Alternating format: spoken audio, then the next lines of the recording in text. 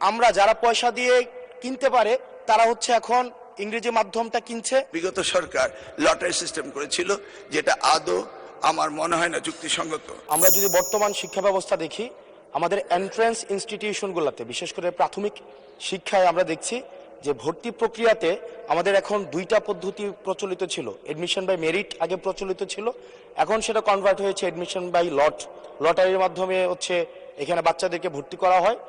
ফলত যেটা হয়েছে, ফিডার ইনস্টিটিউশনগুলোর শিক্ষার মান অনেক কমে গিয়েছে, যার ফলে টারশিয়ারি এডুকেশনে আমরা হচ্ছে কোয়ালিটি সম্পন্ন ছাত্র আমরা হচ্ছে বিশ্ববিদ্যালয়গুলোতে আমরা পাঠাতে পারি না।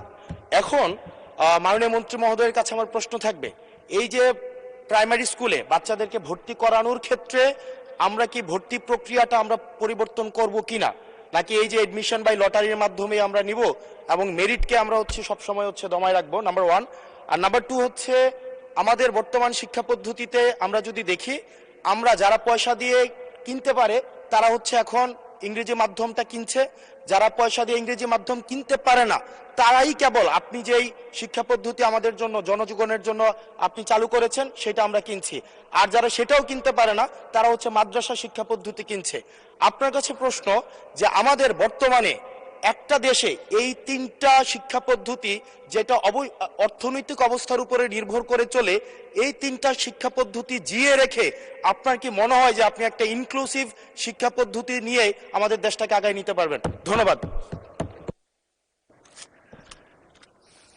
মূল প্রশ্ন ছিল জাহাঙ্গীর হোসেনের, মাননীয় সদস্য, সারা দেশে প্রাথমিক ও গণশিক্ষার উন্নয়নে কোনো প্রকল্প গ্রহণ করা হইয়াছে কিনা, হইলে তাহা কি।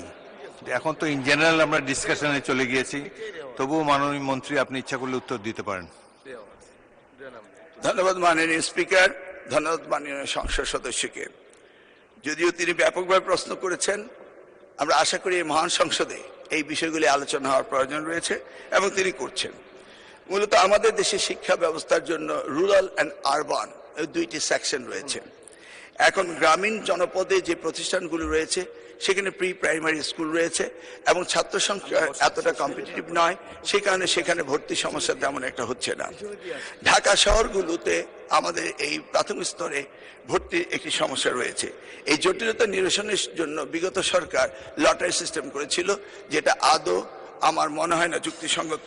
তবে আগামী বছরে এই শিক্ষা ব্যবস্থা ভর্তি সিস্টেম কিভাবে করা হবে সেটা আনুষ্ঠানিকভাবে আমরা স্টেক হোল্ডারদের সাথে, অর্থাৎ অভিভাবকদের সাথে বিভিন্ন রকম সেমিনার সিম্পোজিয়াম করে মাননীয় সংসদ সদস্য সকলের অভিমত নিয়ে একটা জনমত সৃষ্টি করে আমরা আগামী 2027 জানুয়ারি ভর্তির বিষয়ে চিন্তা করব। তিনি আরেকটি বিষয় উপস্থাপন করেছেন, আমাদের 3 ডাইমেনশনাল যে শিক্ষা ব্যবস্থা রয়েছে সেটাকে সমন্বিত করা। ধর্মীয় অনুভূতিতে ইবতেদায়ী রয়েছে, মাদ্রাসার মধ্যে রয়েছে, কওমিতে রয়েছে, ইংলিশ মিডিয়াম রয়েছে, বাংলা মিডিয়াম রয়েছে।